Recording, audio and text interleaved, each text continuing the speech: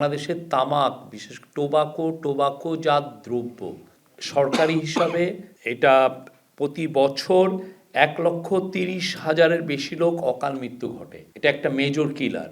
তো সেইটাকে মানুষের পাবলিক হেলথটাকে একটা মানুষকে পাবলিক হেলথের প্রোটেকশনের জন্য এবং বেটার পাবলিক হেলথের জন্য সরকারের এই যে লটা হলো সেটা আমরা মনে করছি যে এটা একটা হিস্টোরিক অ্যাচিভমেন্ট। এটা একটা খুবই হিস্টোরিক ল। এর ফলে আশা করা হচ্ছে যে বাংলাদেশে তামাক এবং তামাকজাত দ্রব্য ব্যবহার অনেকাংশে কমে আসবে।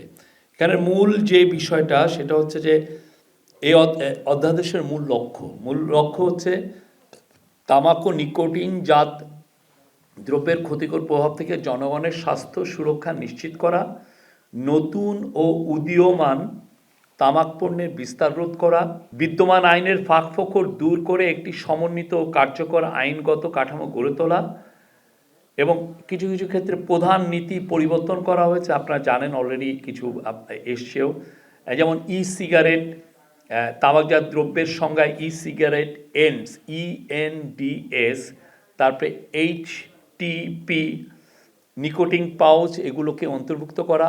আপনারা দেখছেন গ্লোবালি সিগারেট অনেক জায়গায় নতুন তামাকজাত পণ্য আসছে, নতুন মার্কেটিং করছেন তারা এবং অনেকের কাছে এটা পপুলারও হচ্ছে, কিন্তু এদেরও ক্ষতিকর প্রভাবটা অনেক।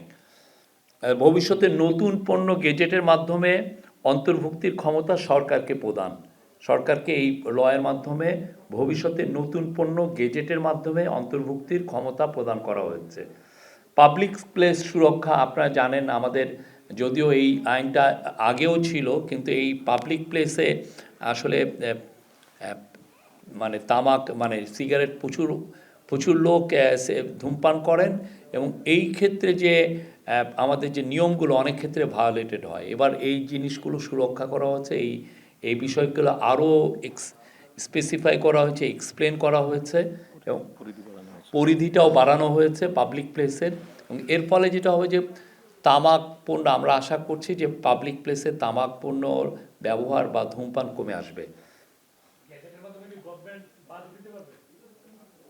এটা এখানে ক্ষমতা দেওয়া হয়েছে। এটা আমি পুরোটা পড়ে নেই। সংবেদনশীল স্থানে বিক্রয় নিষেধাজ্ঞা, শিক্ষা প্রতিষ্ঠান, হাসপাতাল, ক্লিনিক ও শিশু পার্কের 100 মিটারের মধ্যে তামাক বিক্রয় নিষিদ্ধ। শিক্ষা প্রতিষ্ঠান, হাসপাতাল, ক্লিনিক ও শিশু পার্কের 100 মিটারের মধ্যে তামাক বিক্রয় নিষিদ্ধ। এমার্জিং টোবাকো প্রোডাক্ট নিষিদ্ধ করা হয়েছে।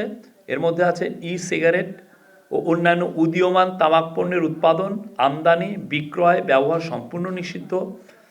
কারাদণ্ডের ও অর্থদণ্ডের বিধান, প্যাকেজিং সংস্কার, প্যাকেটের 75% অংশ জুড়ে রঙিন, স্বাস্থ্য সতর্কবাণী ও স্ট্যান্ডার্ড প্যাকেজিং বাধ্যতামূলক। আগে এটা 50% ছিল। আইন প্রয়োগ জোরদার করা হয়েছে। জরিমানা ও কারাদণ্ড বৃদ্ধি করা হয়েছে। লাইসেন্স বাতিল ও মালামাল জব্দের বিধান রাখা হয়েছে।